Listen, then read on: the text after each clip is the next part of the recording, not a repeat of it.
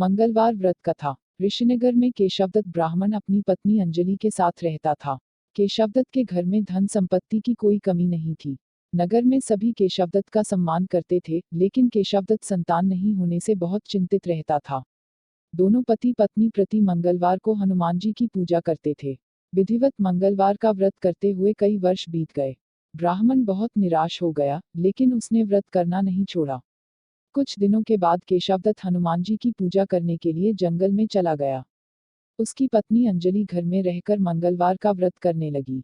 दोनों पति पत्नी पुत्र प्राप्ति के लिए मंगलवार का विधिवत व्रत करने लगे। अंजलि ने अगले मंगलवार को पुत्र प्राप्ति के लिए मंगलवार का विधिवत व्रत करने लगे।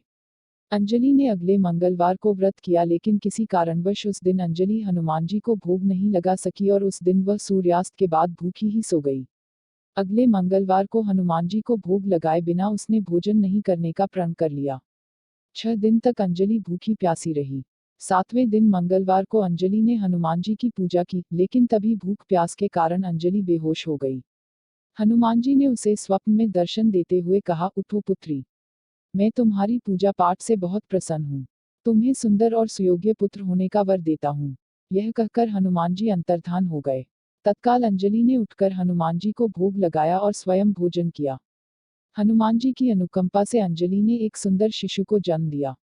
मंगलवार को जन्म लेने के कारण उस बच्चे का नाम मंगल प्रसाद रखा गया। कुछ दिनों बाद अंजलि का पति केशवदत्त भी घर लौट आया। उसने मंगल को देखा तो अंजलि से पूछा, यह सुंदर बच्चा किसका है?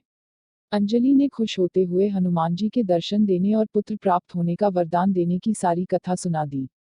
लेकिन केशवदत्त को उसकी बातों पर विश्वास नहीं हुआ।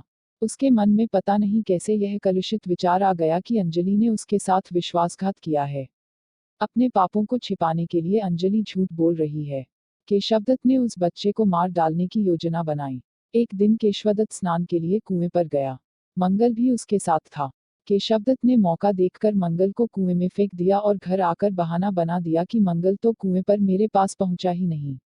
केशवदत्त के इतने कहने के ठीक बाद मंगल दौड़ता हुआ घर लौट आया। केशवदत्त मंगल को देखकर बुरी तरह हैरान हो उठा।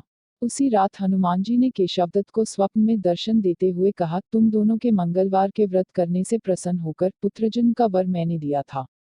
फिर तुम अपनी पत्नी पर शक क्यों करते हो? उसी समय केशवदत्त ने अंजलि को जगाकर उससे क्षमा मांगते हुए स्वप्न में हनुमान जी के दर्शन देने की सारी कहानी सुनाई। केशवदत्त ने अपने बेटे को हृदय से लगाकर बहुत प्यार किया। उस दिन के बाद सभी आनंद पूर्वक रहने लगे। मंगलवार का विधिवत व्रत करने से केशवदत्त और उनके सभी कष्ट दूर हो गए। इस तरह जो स्त्री पुरुष विधिवत मंगलवार का व्रत करके व्रत कथा सुनते हैं, हनुमान जी उनके सभी कष्ट दूर करके घर में धन संपत्ति का भंडार भर देते हैं। शरीर के सभी रक्त विकार के रोग भी नष्ट हो जाते हैं।